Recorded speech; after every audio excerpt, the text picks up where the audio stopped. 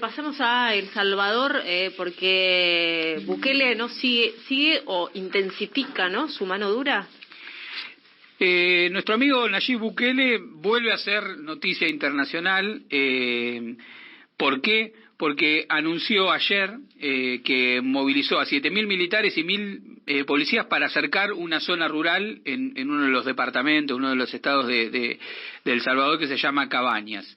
¿Por qué fueron a literalmente perseguir a bandas de las maras que operan en Salvador a estos lugares? Pero lo que hicieron fue cercar todo como si fuera una provincia de El Salvador por el ejército e ir casa por casa deteniendo a los presuntos delincuentes para poner fin a la actividad delincuencial en esa zona.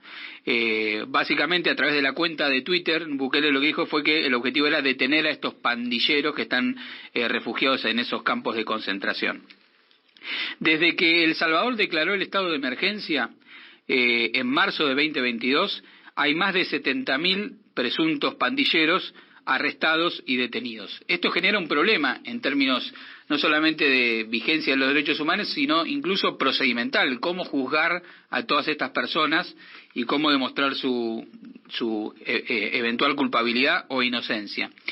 En los últimos días se aprobó en la Asamblea Legislativa de El Salvador una propuesta que permite juzgar colectivamente a estas personas, no hacer un juicio individual a cada persona por sus eventuales responsabilidades, sino procesar a las personas capturadas mediante este régimen de excepción de manera colectiva. Esto ha generado ya una serie de preocupaciones, rechazos y denuncias a nivel internacional respecto de cómo salvaguardar el debido proceso aún en un estado de excepción, ¿sí? Porque acá hay un estado de excepción por la crisis de seguridad que, entre comillas, justifica este tipo de política que vemos muy espectacular por la tele, ¿no? Los pandilleros con los tatuajes, en situaciones infrahumanas, muchos de ellos detenidos allí, que es una demanda social, digamos, responder ante la amenaza que para la vigencia del orden público y del Estado de Derecho representan estas maras.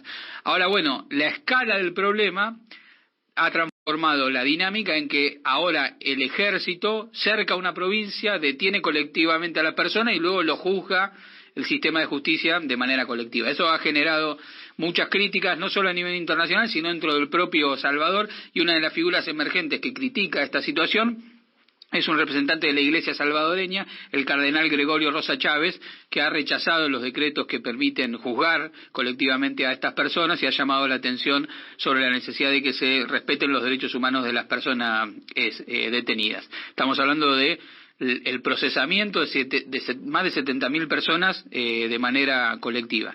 Lo otro que se denuncia también es que en esta especie de razzia que se hace en la provincia de Cabañas de El Salvador, obviamente no todos los que son detenidos por el ejército son pandilleros. También hay militantes sociales, también hay opositores políticos. Es el caso de varios que han sido denunciados. En particular, conversando con compañeros de El Salvador, nos pedían que nombráramos la situación, por ejemplo, de Adolfo Alvarenga, a quien se lo llevaron en la subdelegación policial de Santa Marta. Informan que se lo llevaron solo por tener tatuajes. Como todos los demás jóvenes de El Salvador, sean o no pandilleros. Él es un dirigente campesino que obviamente tiene una postura contraria en términos políticos al gobierno de Bukele, pero es uno de los tantos detenidos, quizás de manera arbitraria, y que ahora van a ser juzgados de una manera colectiva, donde las garantías procesales que debía de tener toda situación no van a estar cubiertas. Así que un conflicto grave con la profundización del carácter autoritario de las medidas de Bukele, ante un reclamo legítimo que es el problema de la seguridad en estos países, que es realmente grave. ¿La popularidad de Bukele sigue alta?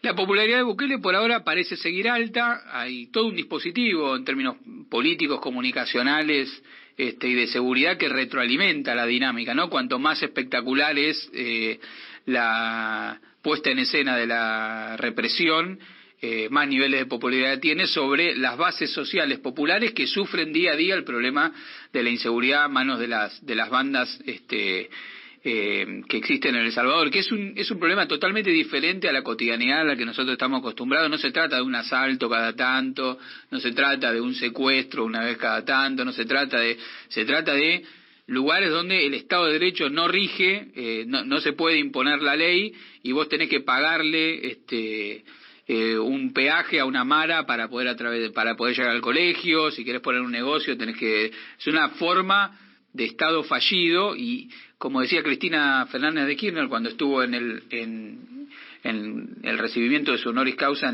para la asunción de la presidenta Xiomara Castro, se refería a este problema que existe en Centroamérica y decía que el lugar que no lo ocupa el Estado lo ocupan las bandas. El tema es con qué política el Estado ocupa ese lugar y si la justificación, digamos, si el problema de seguridad que efectivamente existe justifica una salida meramente represiva con esta especie de demagogia punitiva que hace que sea un personaje popular pero que implica serias lesiones a la vigencia de los derechos humanos en ese lugar. Fede, nos quedaron 2 temas que te los pido así cortitos, una oración de cada uno. Mientras me como acá una empanada de jamón y queso, pero las estoy viendo acá, se están enfriando.